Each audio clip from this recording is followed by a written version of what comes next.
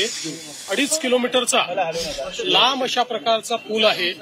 3 टप्प्यातला पूल आहे. त्याच्यामुळे मोठ्या प्रमाणात ट्रॅफिकचं जे काही मॅनेजमेंट आहे ते या पुलामुळे सुकर होणार आहे आणि जो काही एक ट्रॅफिक जॅमचा फटका पडत होता तो दूर होणार आहे. याच्याने पोल्युशन कमी होणार आहे आणि म्हणून मला असं वाटतं की पुणेकरांना हा एक अतिशय चांगला अशा प्रकारचा या गणेशोत्सवाच्या काळातला एक उपहार हा या ठिकाणी देण्यात आलेला आहे. आणि सगळ्यात महत्वाचं आहे की याची जी ठरलेली तारीख नियोजित डेट होती जी कंत्राटदाराला दिली होती त्यापेक्षा 6 महिने आधी त्याचं काम पूर्ण करून आज त्याचं लोकार्पण करण्यात आलंय. दुसरं आपण ज्या ठिकाणी आहोत हा फुटब्रिज जो आहे हा देखील एक अतिशय सुंदर अशा प्रकारचा फुटब्रिज तयार झालेला आहे. पेठांमधले जे काही आमचे मेट्रोचे सगळे ट्रॅव्हलर्स आहेत त्यांच्याकरता तर अतिशय चांगल्या पद्धतीनं ही कनेक्टिव्हिटी तयार झालेली आहे.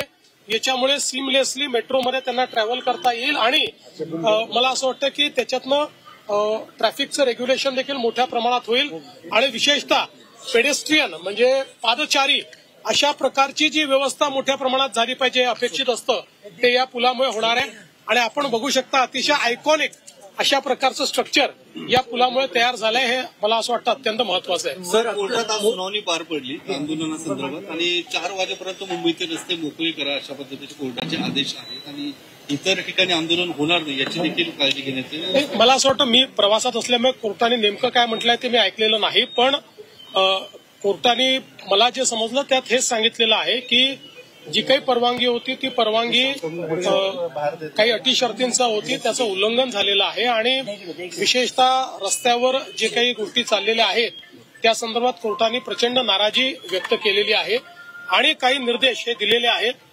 जे काही कोर्टाचे निर्देश आहेत ते पालन करणं हे प्रशासनाला क्रमप्राप्त आहे. प्रशासन कोर्टाच्या निर्देशाचं उचित पालन करेल.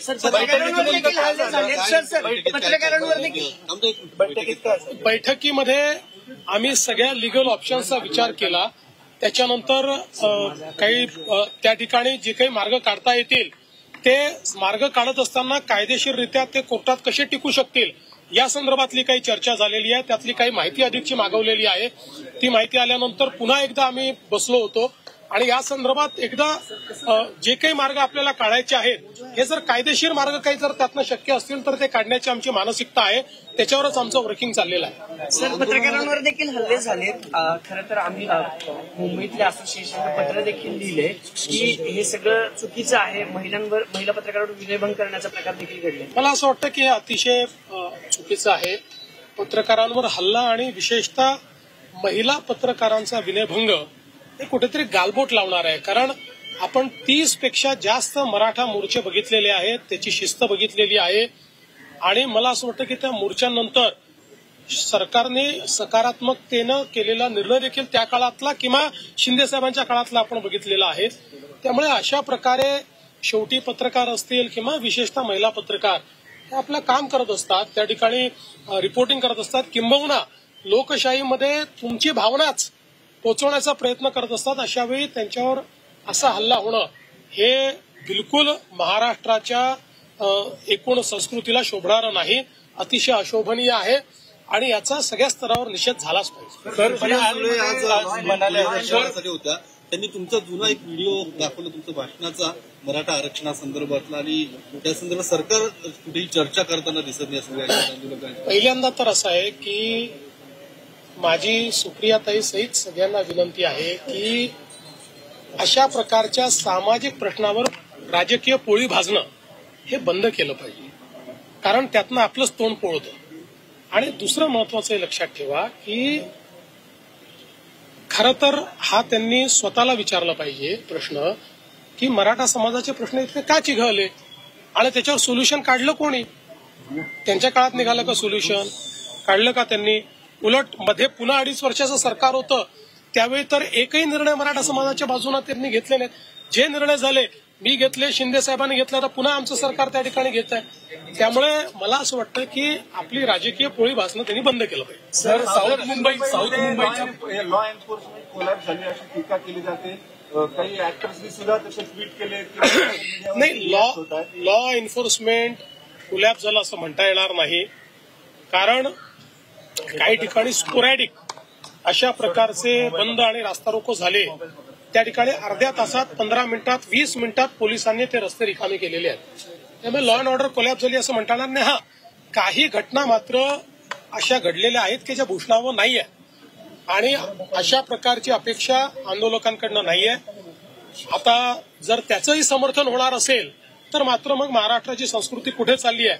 आपण छत्रपती शिवरायांचं नाव सांगणारे लोक आहोत, आपण छत्रपतींचा इतिहास सांगणारे लोक आहोत आणि छत्रपतींचा इतिहास सांगत असताना अशा प्रकारे जर आपण वागलो तर कुठेतरी आपण त्या ठिकाणी छत्रपतींचा अपमान करतो आहोत का, त्यांच्या संस्कृतीचा अपमान करतो आहोत का, अशा प्रकारचा प्रश्न आहे. आणि म्हणून शेवटी माननीय उच्च न्यायालयाने याचा कॉग्निझन्स घेतलाय.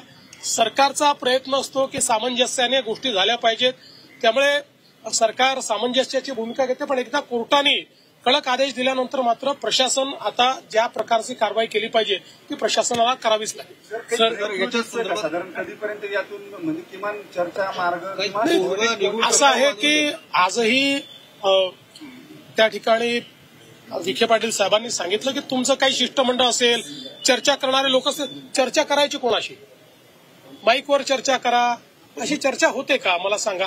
तरी आम्ही आपलं त्यांच्याकडनं काही आलं तर आम्ही त्याच्यावर प्रयत्न करतो. त्यांनी एक निवेदन दिलंय, त्या निवेदनातनं काय मार्ग निघू शकतो ते आम्ही बघतो. कारण शेवटी सरकारला त्या ठिकाणी कुठली आडमुठेपणाची भूमिका घेता येत नाही. सरकार कधी कुठला इगो धरत नाही. त्याच्यामुळे त्यातनंही जो काही मार्ग काढता येईल तो काढतोय. जर चर्चेला कोणी समोर आलं तर लवकर येईल.